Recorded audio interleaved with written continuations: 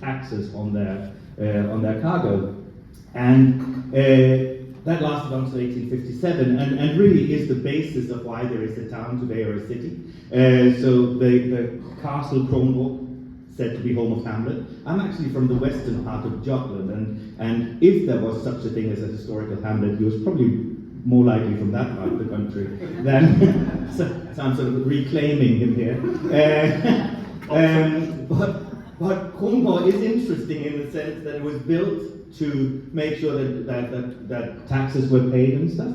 But there is also an interconnection between England and Scotland and Helsingør in the sense that in 1578, I think it was, the Danish Princess Anne of Denmark was married to the later James VI and II of Scotland and England, and their wedding was celebrated at Kronborg before they sailed across to Edinburgh.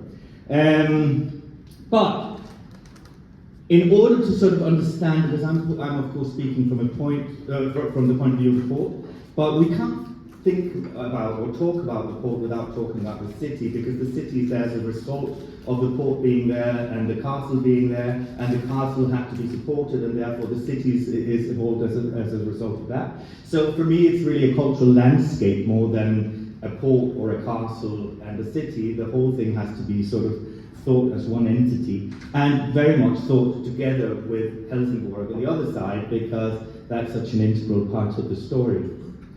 After the Øresund toll was abolished, the next sort of heyday for Helsingør Harbour started in 1882 when a shipyard was opened, and it was one of the biggest shipyards in Denmark until it closed in 1983.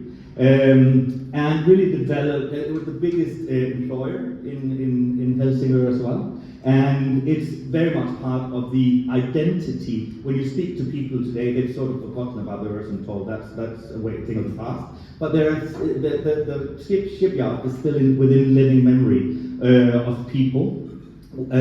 But they're slowly also sort of dying out. I just talked to the director of the Museum of Helsingør, who also has a yard museum, and he sort of employs volunteers, people who used to work there, and he just told me that his youngest volunteer at the moment is 78 years old. So that's also something that will slowly be something that people look upon as history and not living memory.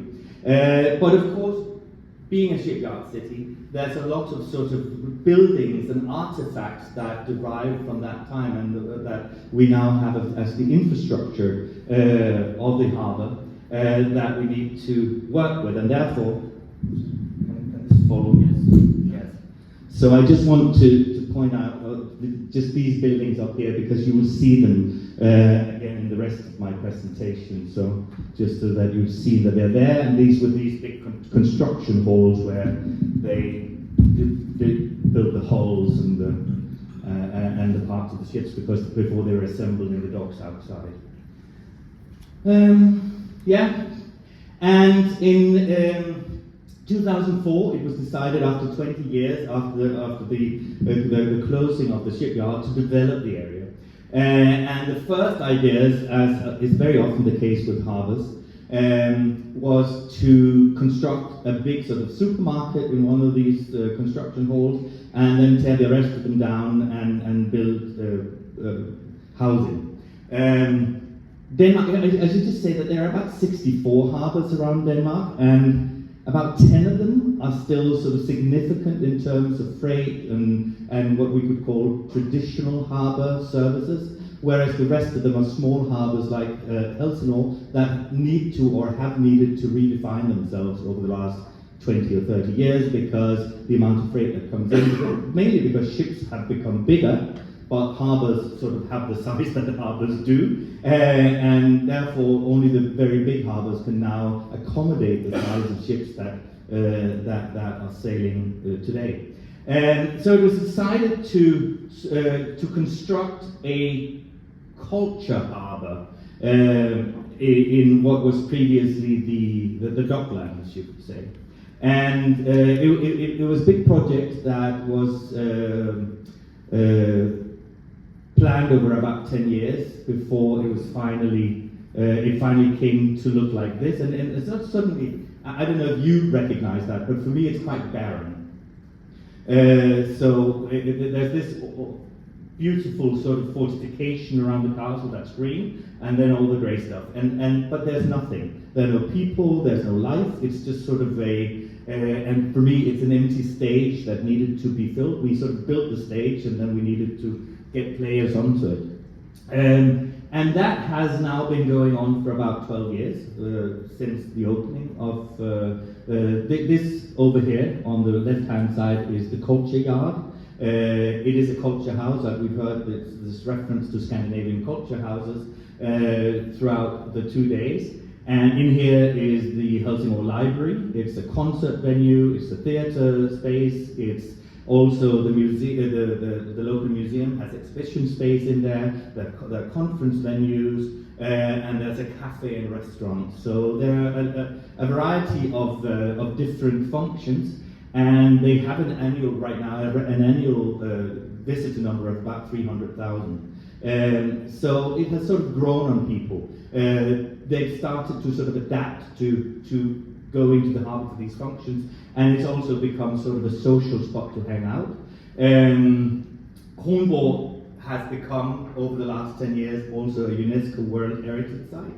It has certain benefits, but it certainly also comes with disadvantages, because suddenly it's a space that needs to be preserved for eternity, untouched and unblemished, and therefore we have this sort of highlight of a visit to Denmark, but we can't really sign it. So we actually have people who come in, because Helsingør has a really fancy train station built in the 1890s. Because at that point the Danish king had his children married to all of Europe. So they would come by ship, and then they would dock in Helsingør, and then they would take a train to Copenhagen. So they had to build a more fancy station than anywhere else. So it looks like a small castle. And we can see on Instagram, on the Kronborg Instagram, that people arrive, see the station, take a selfie in front of it, and it says Castle of Hamlet, and go back. So they never actually leave the train station. And we can't sign it because now it's a UNESCO World Heritage Site, and we can't put up posters and signs because, they have to be fancy and beautiful and invisible. So it comes with disadvantages. Another disadvantage, and this is just when you sort of develop things, we had, I'm not sort of lashing out at architects in a broader sense, yeah? Damien.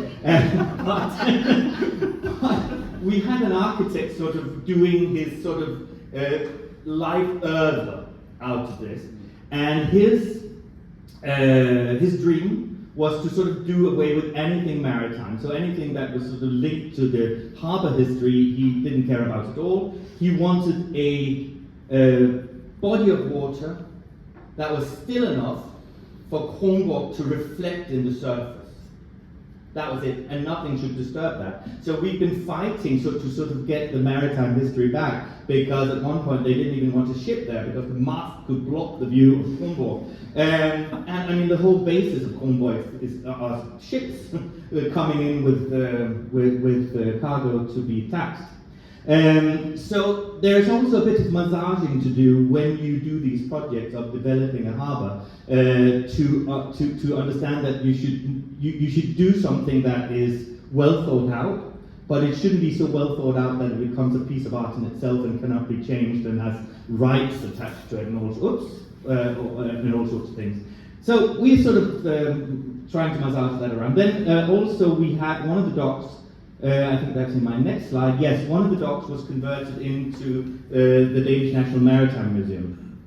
And instead of building something on top, again also because they didn't want something blocking the view to Kronborg, they then came up with the idea to sort of dig it into the subterranean on the sides, and then let the dock serve as the source of light for the museum. So all of the museum is on the ground. And what you see there is just this sort of entrance hall, and over here an auditorium in this one, and the rest of it. So all the exhibitions are on the ground here, and the dock itself is now being renovated because it smells. which is really lovely because it smells of rotten seaweed and stuff, which is harbour-like, but nobody else likes it. So, because it's like sulphur. But so they're now renovating it, and it will be a space that can be used for concerts and events and stuff outside. We have managed to be allowed to put ships in the harbour as well. So we now have a historical harbour outside the culture yard, where we offer free berthing for about 25 historical ships. And then we have open ships and open harbour a number of times during the year, where the ship owners, in return for getting the free berthing, tell about their ships and do various maritime activities on the shore. We also have the sort of intersex equivalent, you might say, or the male equivalent to the Little Mermaid. It's called Han in Danish. The Danish-Norwegian artist couple Elmgren and Draxet, who has also done the homosexual memorial for the victims of the Holocaust in Berlin, put that up. It was supposed to sort of signify the dock workers. They didn't like it. There was a whole big commotion around that because they thought they didn't sort of identify with a small naked twink on a rock. So in the end, to sort of appease them, I don't even know if I have a picture of that. No, I don't. But they put up like this big bronze work of 4 workers, sort of very masculine, and very big bulges. It's the most homoerotic thing you've ever seen, and I love it. But and sort of laugh to myself because that's actually where the homoeroticism is. Anyways, so what we have now is a space with UNESCO World Heritage, a National Maritime Museum of international repute, a sort of up-and-coming maritime environment. And we're very close to the city, as you can see over there. This is the cathedral, the spire you can just see there. And that's the center of the city, where we've got about 200 shops.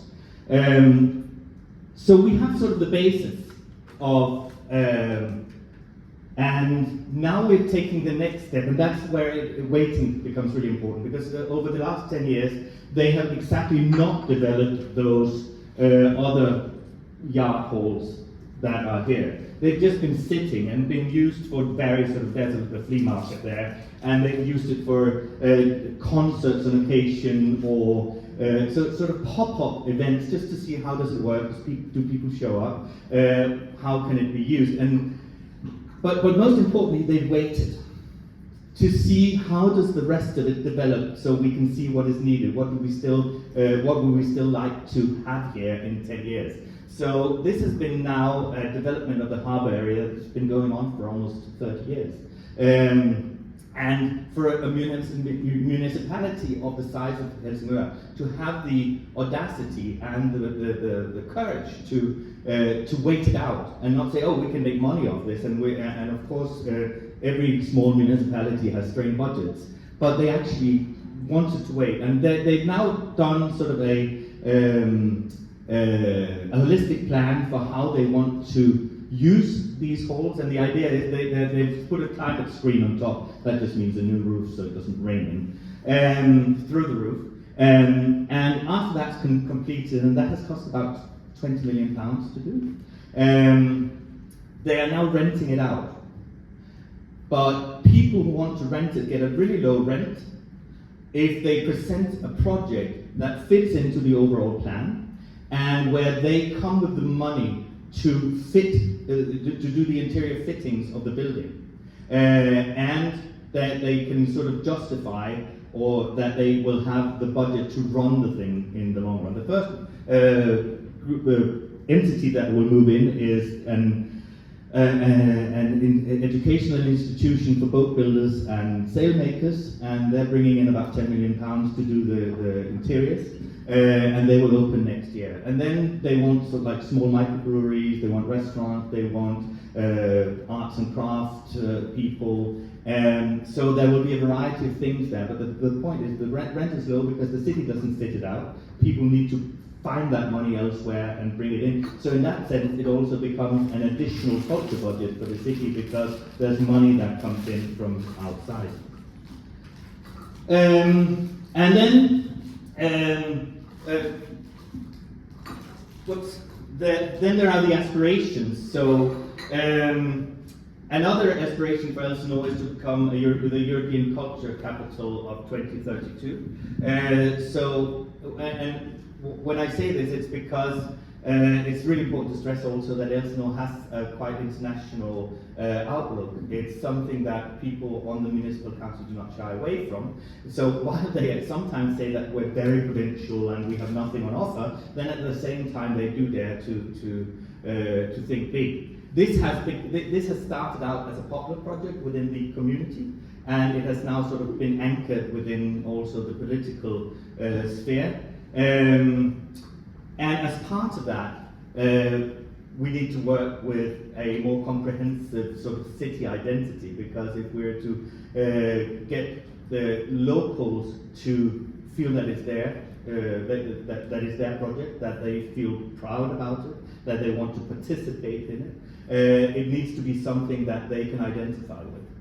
So getting that local involvement and finding out what is the identity of Helsingør in a broader sense of the word. So what we do is something that they see themselves reflected in, and not something that comes from the outside and is imposed on them, is, I believe, really important. So this is something that the port will be quite involved with. And then it comes with, then I've saved that for now, because I think it's quite important to say that I am a new CEO of the Port of Helsingør. I started out on the 1st of December, so I've been there now 6 months. I'm not from there. I live in Copenhagen and I travel back and forth every day, and I'm new to the city. That I did not know a tremendous amount before.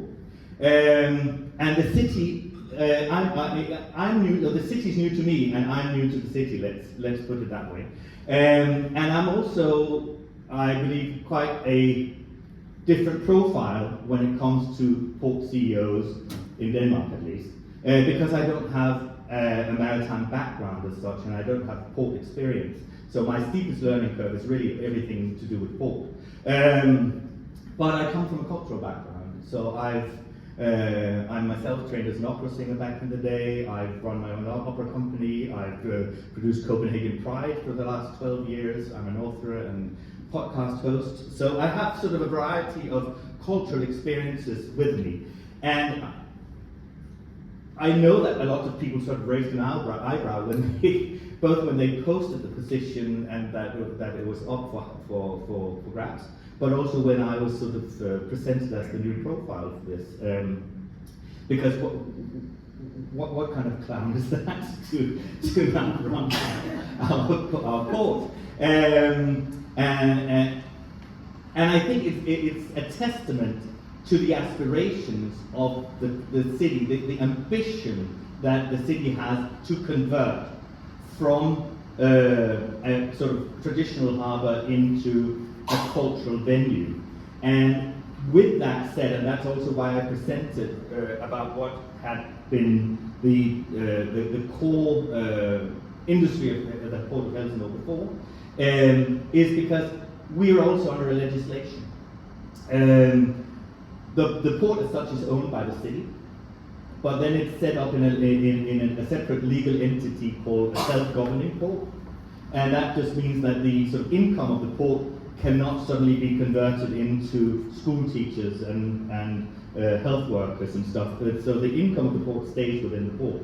But that also means that legally we are required to only spend the port's money on what is deemed port-related activities. And my point is that anything that goes on in the port is port-related activities. And that has shifted over time. There was a time when that was the Øresundtog. There was a time when it was the shipyard. Now it's the cultural institutions and the tourism that sort of is the dynamo of the city, and where the port is still the core center, the center of that. So I'm, for myself, and within the city, redefining, but we're also probably going to, at some point, take a legal battle in changing the whole thinking, either we need to change the law, or we have to change the premise of the law to understand that port-related activities is something more than just ships moving in and out, but it's anything that goes on in a port. Because otherwise, not only we as Helsingør, but probably 50 out of the 64 ports in Denmark will have a problem. Because we cannot no longer live up to the requirements in the legislation.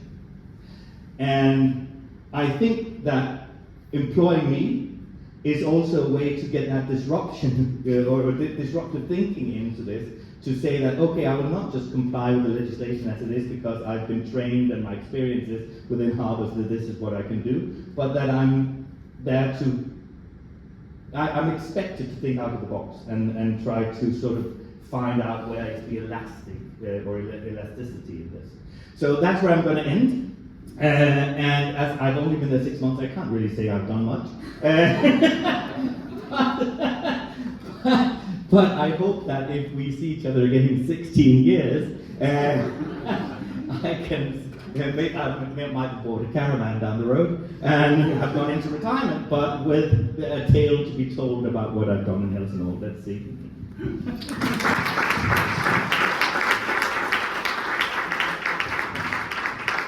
I think 16 years ago, when we did SEAScape the first time, we probably wouldn't have used the word twink. No. But I think that's and fascinating, because we have in places like when seas was in Odessa, for example. Beautiful Odessa. It's made out of limestone, so it's actually starting to dissolve. And they were talking about wanting to be inscribed on the World Heritage list and becoming a place of universal human value. It's very grand. And they have exactly that problem, because they can't change the place. You want to put in a road sign, or even the air conditioning units on the outsides of the buildings, which of course are absolutely remarkable in places like that, were a bar to that taking place. So but when you just ask you a quick question about that heritage angle, and I wrote a note. I said Jarvis Cocker, because Jarvis Cocker said nobody likes a tourist. In Common People, in that song. The tourism plan is now guided by some sort of approach to the World Heritage work, and does that get into conflict with, or would it get into conflict with the kinds of things you want to do in terms of opening it up as a cultural space and opening up as a place where people come? Do you feel a bit of a tension or a bit of an issue to come? No, I think where the tension is at the moment is that people, and I said I'm thinking this as a cultural landscape, the harbour and the town, but there is a constant debate. There are so many different sort of civic groups that pop up. There is one that wants to bring people from the city down into the harbour, and there is another one wanting to bring people from the port into the city. And then there's a third one wanting people to move in a circle around both places. So the constant debate is around people thinking that the people that are in one place are not in another place.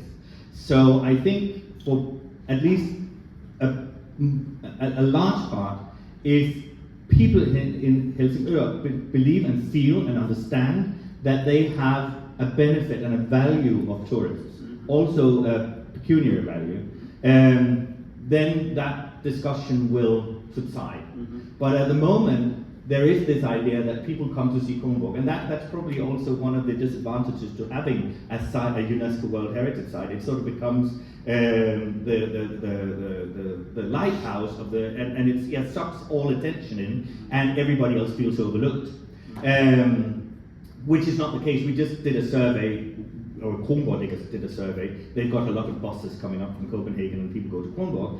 But what they understood was from that survey that only about 60% of the people who arrive on the bus go into Kronborg. So the 40% must go somewhere else while they're there.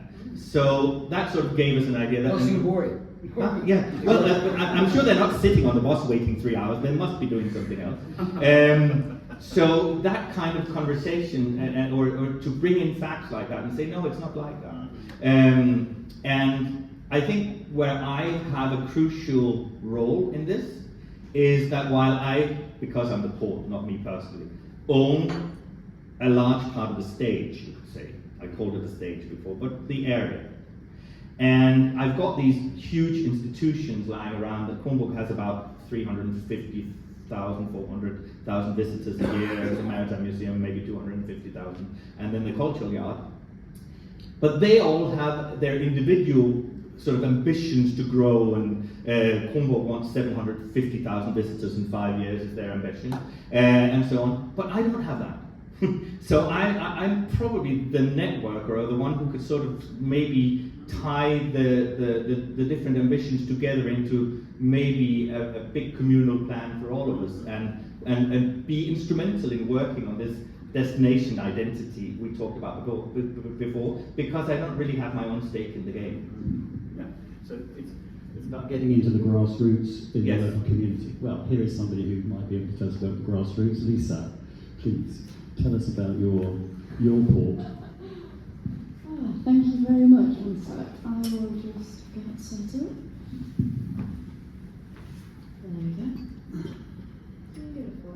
Right, let's get that picture of me off of the screen. Thank you. Hello, I am Lisa, and I'm from Grimsby. And the reason that I lead with this phrase particularly is because if you'd asked me 10 years ago where I was from, I would have probably I would have hesitated, and I would have said like Lincolnshire. Do you know, like Lincolnshire? I'm just sort of under Hull. I'm across from Lincoln. I'd do anything to say that I wasn't from Grimsby. But I have lived there for 20 years. I'm 25, so I moved when I was very young, and it is my home. But my relationship to my place, as I said, wasn't always as positive as it is now. And before I get into that, just want to say thank you very much, Lars. That was very cool, and it's so exciting to see and to hear in this space what is happening in other areas of the world, of our own country, and the synergy between us all. So, a bit about Grimsby. Can I have some hands up? Who has heard of Grimsby? We've got, so like most people in the room, love that, of course. A little bit about Grimsby if you haven't heard of it. So we're about an hour up from Skegness, down all the windy roads, and we are a port town. We were known historically for our fishing industry and for our port. Unfortunately, in 70s, 80s, oh my gosh, sorry, I've just realised the text is really messed up on this. We'll ignore that. Yeah, in the 70s and 80s, the sort of decimation of our fishing industry meant that a town that had built itself on that industry basically overnight found itself without a feeling of cultural identity, and the generational impact that has had has been immense, and you see it and you feel it everywhere.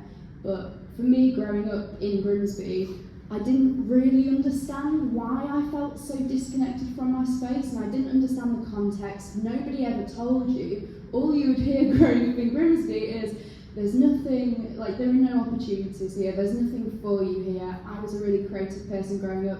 I was told that in order to be creative, I basically could go anywhere else, but I couldn't stay in Grimsby. And that attitude was held by my teachers, by my peers, by my parents in a really loving way. You know, they loved the place that we found ourselves in, and they'd grown up here too, but they recognised that for me as a young person, the opportunities I wanted wouldn't exist, or maybe they'd never seen exist. And it felt like there was very little reimagining of what our place could be. It was what we had been, and we were stuck, and have been stuck maybe in a part of history that we simultaneously feel really, really proud of. People in Grimsby are so bloody proud of the fishing industry, and as they should be, because it was amazing, and it was dangerous, and it was brave, and it was such a loss for our community. But then when that is kind of not replaced by anything, you're just left without an identity. And then the bloody media does not help one bit. I've pulled some of these headlines, but I'm sure you've heard them over the years. It's always the same statistics about how rough Grimsby is, and how it is, we hear that phrase, end of the line, because people often don't pass through Grimsby. It's sort of an end point, or a starting point, but it's not somewhere that you would just find yourself randomly. Poverty is so bad it's like living in Victorian times. And when you see and feel these headlines, I mean, that is also a truth of our area, that there are places and boroughs that suffer from extreme deprivation, and we are constantly like trying to navigate survival. So I think that's my context, that's my growing up, and what it felt like, I suppose, to be part of a left behind community. So for me, this is all of the text is kind of, no, it's all right, don't worry. I've formatted it fully, but anyway. So what changed for me was basically creativity. So I found spaces where creativity was nurtured, where I was nurtured, and that being a part of a community mattered. So when I was 14, I joined a youth theatre, and it was a really, my family couldn't afford to, do very much, but my mum could afford to send me to a youth theatre that was really low cost. And I met people in that space, including, so up here is Matt, and he is the co-director of the theatre company we run, Lowercase. That was a Narnia production. It was a lovely show. But yeah, joining that youth theatre meant that I made connections that enabled me to not only see Grimsby differently, but see myself differently in Grimsby. I experienced long-term investment and mentorship from people who really believed in me and believed that the area that we lived and existed in deserved better than it was getting. So from 14, I've been surrounded by, realism, like this is really hard, but also a lot of optimism and belief, wholehearted belief that things should change and can change. And as I said, the more I learned about my context, and honestly just the resilience of my community, the more I'd like leave my house and I'd be like, wow, this is incredible. The fact that people are still so resilient and trying every single day and getting out of bed and finding ways to exist in the world, even though things have been so hard, I just think that's amazing. I think that's so special, and a lot of me, then the older I got, sort of wanted to find ways that we could celebrate that resilience and celebrate that story, and not just be stuck in this narrative of being one of the roughest towns and everyone's shit and everything's shit. But yeah, actually reflecting that back to the community that I grew up in and saying, actually, we're really great, and there's so much about us and so many of our stories that are just amazing. So, the text is really freaking me out. What it's like for me living and working in Grimsby. So I'm 25 now, and I've been working for 7 years building a freelance career, which I was told didn't exist when I was growing up. There were no entrance spaces for young people to have jobs. There were no demonstrations. It was a really sort of disconnected. There was no communication between people in the sector. There's a massive scarcity of funding and resources. People were fighting to just be able to do little small pockets of creative stuff. So there were no entrance opportunities. Luckily, I found a mentor through the youth theatre that I was at who taught me all about public funding and private funding and arts council and the amazing work that they do, and how we make sure that communities like ours receive any kind of creative or cultural activity, and working out ways that we can make it long term. So I heard earlier about the idea of parachuting things in, and then when they leave, just this absence. Well, how do we create really resilient pockets of communities that stay and that thrive, and in the face of real challenge, continue to do the work? That leads me to Lowercase, my theatre company that I run alongside Matt.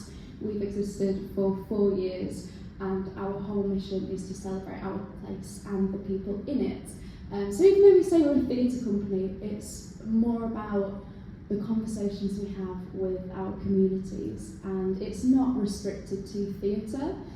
So we do work in the education system, with different sort of established community groups, with young and emerging artists. But the conversation that we continue to have in all of those spaces is, what is our relationship to place, and how do we define and redefine what that looks like? And how do we make room to tell our own stories as well? Because that is so important, that ownership and that feeling of belonging and your voice mattering in your community. That's really, really important to us. So my practice and our practice is rooted in collaboration, community, accessibility and care, seeing ourselves as, with a sense of responsibility for our place and a pride in where we're from, and what are we going to do and how we're going to encourage other people to take some of that ownership and work with us for the betterment of everybody. And then, we are also building a sector that is learning to communicate and communicate with other sectors as well, because it's all about a joined up approach. We wouldn't be able to do what we do in the way we do it if we didn't have the relationships with our local authority and with our education sector, and those are really, really hard to forge, but they're also really special to have. So it's how do we continue those conversations?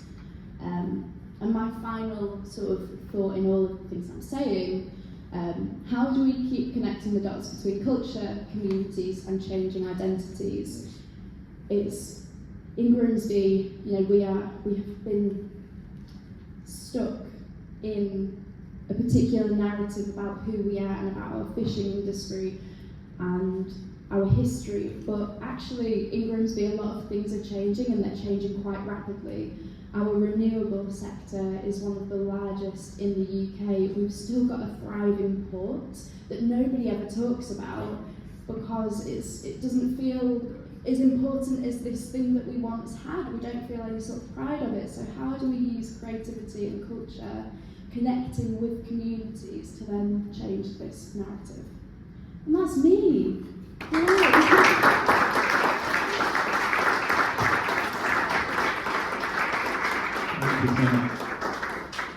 I would be really crass and say something. I think one of the things that, certainly in the English press for the foreign visitors, it's the word grim in Grimsby. But I'll make a point. It's actually a Scandinavian name. As is Skegness, which is beard or something I remember from. So there is a lot of connection. And but I wanted to say something about you're in a harbour port town. So the question is, I suppose, do you feel that you're connected to the outside world because of being on that coast? And is there potentially an interlocal solution for the things you have there? So the question of, do I feel connected to the rest of? Yeah. Well, so I suppose I'm really fortunate as an individual that I do, but only because I exist in spaces like this. I would say that our, Grimsby as a place doesn't feel a huge amount of connection to outside spaces. I would say even to the coast that we exist on, and it is a really challenging relationship to kind of navigate, I suppose. And by into local, what do you mean? So, good question. So we're talking about what is the appropriate cultural response to these situations, and one response can be the reaching out across borders to places which are similar. They're kind of statistical or emotional neighbours rather than physical neighbours, in the way in which the SEAS project moved around these coasts, visiting these places which had very similar experiences, very similar in fact to Grimsby. Is that something that you would be considering or could consider as part of, say, the development of Lowercase and events and projects like this where you are an eloquent speaker? Thank you very much, Adam. No, but yes, so we do. We often, myself and Matt, we've got the privilege of travelling around lots of different spaces. It was only recently I was in, where was I? It wasn't Gravesend, Matt, where was it? I don't know. I was, this is our lives. Where was I? Matt, don't you know where she was? Most of the time. Your responsibility. No, but had visited a place because so Cleethorpes, which is basically it's connected to Grimsby. It feels as though it's the same sort of space with different names. But there we're part of a sort of UK-wide project called Sea Like a Mirror. So we have a national sort of touring project that's happening, and it's connected 5 different coastal towns. And we visited one of them for the premiere of this showcase, and the synergy and the feeling of yeah, you get it. Even just to be seen, isn't that such a massive part of what we need as people to be like, I see you in me.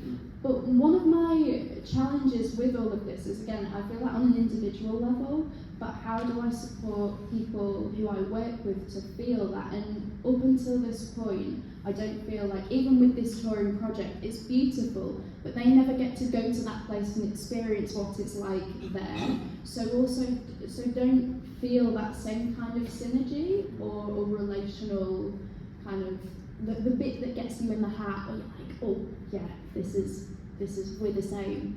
So I don't, and I'm not sure with, again, without long-term commitment and those long-term partnerships, I don't know how that happens. Would you like to start a relationship with? Yes, can we please? Yeah, you're brilliant. No, thank you. But there's also something about when our ports become less active, we become more insular. And the fishermen and the mariners of old would travel, and they would see the world, and they would bring home new inspiration. And I heard a linguist a while ago, because in Denmark we have 2 genders in our language, and usually you do a definite tense by putting the article behind. So a horse is en hest, the horse is hesten. But where I come from in Western Jutland, we do like the British. We just change it, so we go in hest, and when we want to do the definite, we do a hest. So we leave it in front, just like the British with a horse and the horse. And he explained that back in the day, there was a strong connection between the dialects of Eastern Britain and Western Denmark than there was between Western Denmark and Eastern Jutland, Denmark. Because land was a barrier, it was dangerous, there were wild animals, there were highway robbers and stuff, and you couldn't bring a lot of cargo across land, whereas water was connection. And we've lost that sense of water as connection, because now it's a barrier. We stop at the beach and think, well, there's nothing for me on the other side of that. And then just another thing that just during your presentation I was thinking about, and also in connection to myself being employed with a cultural background, that I think it's really important that we as culture workers or people who work with culture integrate ourselves and try to apply for the jobs that are maybe less obvious. Because that way we sort of integrate culture in all aspects of life. I was also thinking about it yesterday when we were talking about grants from council, that the people who grant this money on councils are school teachers and nurses and engineers and architects, but they might not be culture workers. So we also have to run for office and be part of that discussion at that level, and not just leave it to others and then kind of complain. I live, and I always talk about this, I live in Folkestone. Somebody mentioned Folkestone, was it? Paul, on the south coast of Kent. And there's a lovely organisation there called Strange Cargo, who produce books, and they're called Everywhere is Important to Somebody. And it's a very nice book. It's a picture of a completely boring street or a car park in one case, and then somebody's personal memory of their mother, their father, their childhood, something else. So just to remind us that everywhere has some kind of connection, and I was very much reminded of it when you were speaking there. And then there is this kind of, I suppose, heritage memory that we have of Kronberg and Mirror Lake and all these sorts of things. But that's more of a communal memory. That's a communal memory. The individual. And I walked out to Chapel St. Leonard's yesterday thinking there was a chapel, there wasn't. So walked back. But along the waterfront, there were all these bouquets of plastic flowers put up on the fence, and I thought, what is that? Until finally one of them had a little flag saying, in the loving memory of beautiful wife, or something like that. So there were these sort of little personal mementos or memories hung along my path the entire way. I thought that was really beautiful. So we've got a little logistical challenge. We don't have a roaming microphone, because so is happening, and they've taken all the microphones. But is anybody in the audience got any questions for our two fabulous people? Don't be shy. Chris has, of course. Sorry. Lisa, you mentioned the fishing industry. You didn't mention the oil industry and the refinery and the recent thing. In what way would it be necessary to rethink Grimsby? We know that industry is dying in the near future, not even in the long future. What impact does this industrial memory or that kind of memory? Because I really agree with also Lars' reflection that port cities are places where people went out and they came back and they brought something with them. And the oil industry, you go out and you come back, but all you're bringing back with you is oil spills and So what is that? The environmental challenge in Grimsby? How does that touch? Yeah, what we also have in Grimsby is a real challenge in terms of, I suppose, the believability of climate change, which sounds ridiculous for me saying it out loud, but I think there are so many people in Grimsby who are severely disillusioned about the nature of our country and the believability and the truth in our media. I'm sure it's paralleled in so many places that we exist in, but whenever there is any sort of conversation around climate change or changing the way in which we do things, whether that is electric cars, whether that is wind turbines, it is always met with quite a vocal, and it might be a vocal minority, but the minority is still quite large, of folks who want it to remain as it is, and why should it change, and actually is there any truth in the climate impact and the way in which, well, we've been doing this for how many years, so why should it change now?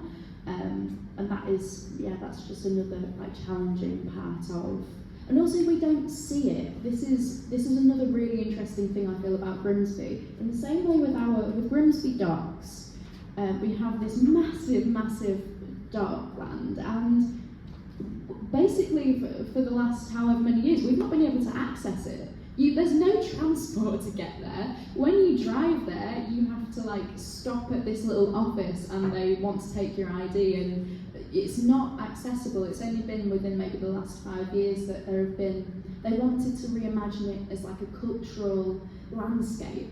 And what that has actually meant in practice is maybe 3 or 4 arts organisations trying really, really hard to exist in that space. So I think, and it's the same we have these sort of horizon lines of refineries, but nobody's ever close enough to them to really feel any impact of them. And then the connection that we have to it is actually the people that we know. Well, my dad works at the refinery, or at Phillips 66, or as an engineer here. That's people's livelihood. So I think without any clear, even though renewable energy is a brilliant step in sort of changing our landscape, it also doesn't offer locals employment it's getting better, but it's not been part of the building that industry. It's been just bringing people in. So lots of challenges. Would you like to? I just want to add to that another aspect, because this idea of a disconnect between city and port has just also been enhanced in the last 25 years by the events post September 11th, that security concerns were raised in ports, and especially ports where international ships come in. So you have these ISPS areas that are fenced off, and where you can only access through, as you say, a small office where you have to present papers to make sure that unwanted people don't get off a ship or they don't bring explosives and stuff in. And that means that in many places, that sort of trip along the quay where you could see the ships coming from all over the world and dream yourself away to foreign places doesn't exist anymore, because people are physically blocked from accessing the ships and the quays and all that excitement. And that also means that people's reference to life in the port is becoming lost. I mean, Seas The same thing when we were in Gdansk. We were in the Gdansk Lenin shipyard, which is a World Heritage Site, and nobody could get into it because it had been shut for so long. We, I think, were the first cultural event to happen in the shipyard where the people were actually able to open the gates and walk through. And I was just there 3 weeks ago in the Solidarność Center, which is a brilliant space, a sort of completely renovated old dockyard now built into you could say a museum for the Solidarność movement, but also an educational center for democracy. And it's just an amazing space. And so if you ever go to Gdansk, don't miss it. Yes. Are there any questions? Yes, Damien. If I can get the cable over to you, if not, you might have to come to me.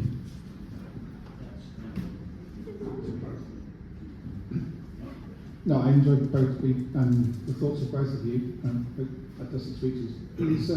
What I found as an architect working locally is that I try to engage with Grimsby and Hull and the creatives, and I've gone to some really interesting events.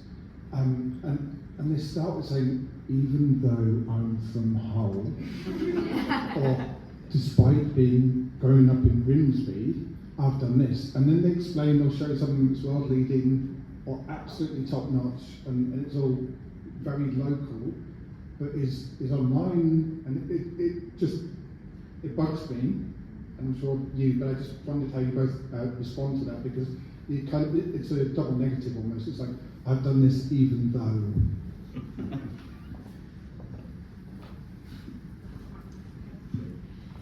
Yeah, no, I feel that quite frequently, and I think in our circles we do a lot to disrupt that narrative. When you've grown up with that rhetoric of people expecting less of you because you are from a place, which is just ridiculous.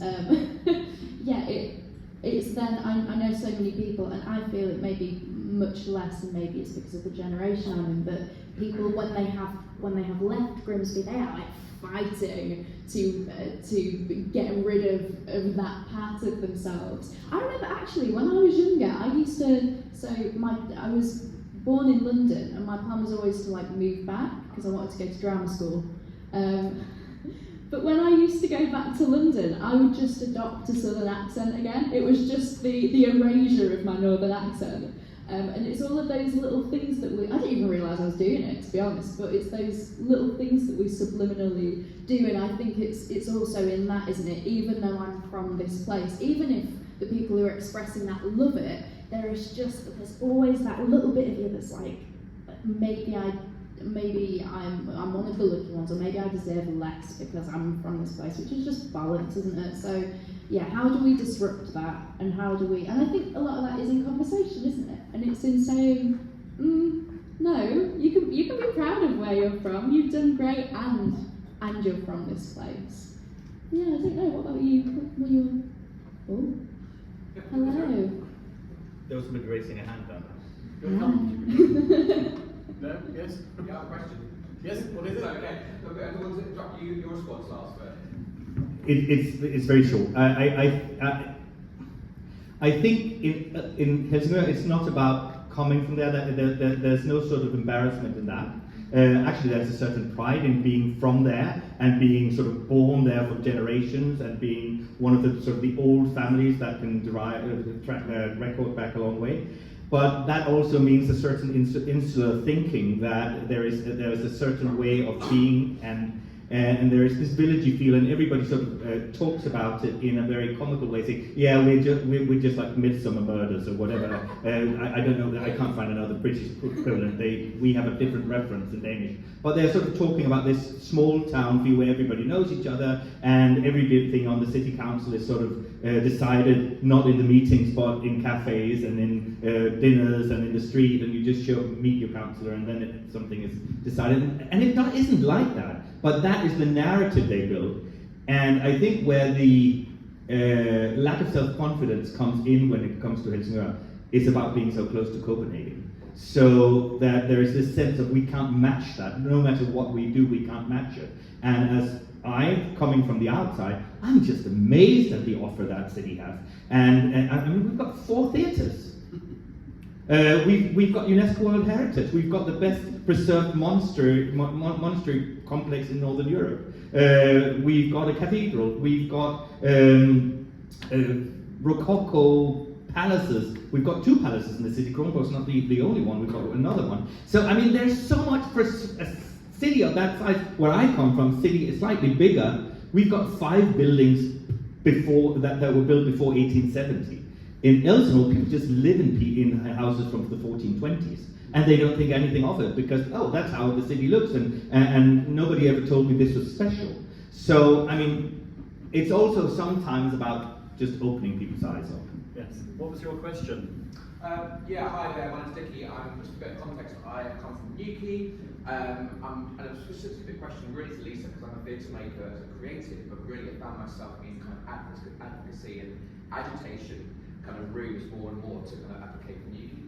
So a couple of questions kind of related to one another. One is, what do you observe about how your local region views Grimsby in comparison to how the nation views Grimsby? Is my observation of Newquay I'd be interested to see whether you've got thoughts on that. And relatedly, if your answer is like what I think it might be, how do you deal with the frustration where your neighbours are not joining with you to advocate for the region as a whole and value you, where potentially elsewhere in the country we're coming all the way to the nest to a place that's really kind of shining light.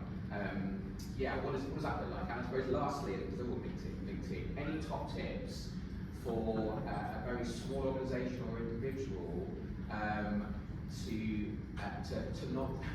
to not lose faith with a call to advocacy when you feel like the large organisations that are resourced don't seem to be really stepping up? This is the last question, and it's in 3 parts.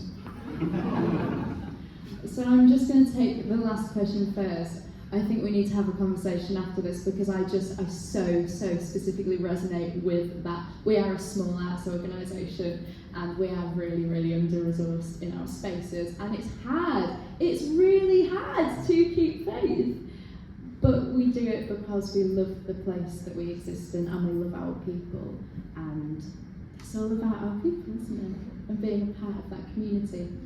You're going to have to remind me of the first question. So relationships, like sort of locals to place, I would say there's a real weird duality of simultaneously like hating it and punching down all of the time that Grimsby's a shithole and we don't like it here, but also an immense amount of like pride which is then sort of buried and in a similar. I really resonated with that sort of village kind of feeling. We have generations of families who live and have been here, and that's so important. But I think it's also, there's a conversation in the migration of, so particularly, there's a big, young people migrating and then not coming back necessarily, but the tension of people who stay and root themselves here feel that there can be some shame and there can be some judgment. People who leave sort of don't feel that pride towards the place, and then judgment for the folks who stay. So it's a real strange, like there is pride, but there's tension, and it's hard. So a complicated relationship, I would maybe say. And then your neighbours. Yes. It's again a constant challenge that we have. when we are so fiercely advocating for what we so strongly feel, but also maybe I would maybe say that I feel like I'm a product of really, really long-term investment, and I couldn't have come to where I am in my head within a year or 5 years. This is, a long process. So I like to think that just by living next door to my neighbours and having these conversations quite regularly and inviting them to things, and those are those teeny tiny changes. I recognise it in my friends, in my loved ones, in people I've met out and about, just these teeny tiny changes, and those are what add up to actually make that fundamental change of, one day waking up and being I actually quite like being here, and I actually kind of believe in where I'm from. So I hope that, and the more small conversations and changes and inviting people to things and advocacy that we can do, I like to think the more we as then a community can, because it's also not just the responsibility of one person or one organisation, it's how do we find our allies and our friends, whether they're local or international, and how do we hold on to those relationships. Is that a alright answer? That's a very good answer. It was an invitation to riff on the themes, really, actually. Thank you. Oh, I love improvising theatre. I think we're now at the point where we can go and get some lunch. So I think I'd like to say thank you very much to you two. The lunch is kindly provided by the Embassy Theatre, and if you've got any dietary requirements, please, you should note those in your booking form to ask at the thing. And I'll take a look at the pictures that are coming up on these screens. These are all pictures by John Byford. And we'll be back here at 2 o'clock, and hopefully by then I will have laid out some of the artefacts on the piano so that you can look at the past as well. That's it for now. Thank you. Thank you.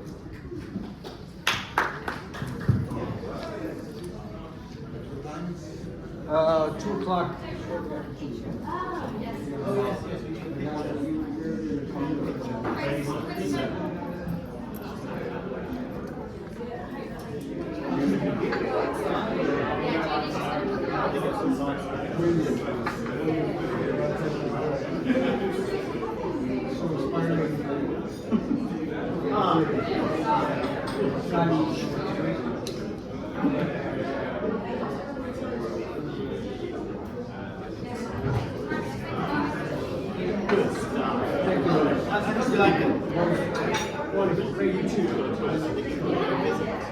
Yeah, please come and visit. That'd be great.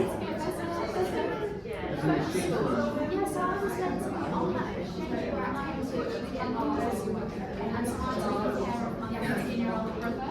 So I couldn't come on the it's the folks like it's Yeah, Yes. Maybe you come next year. I just wanted to say at the end, where that guy's question was amazing.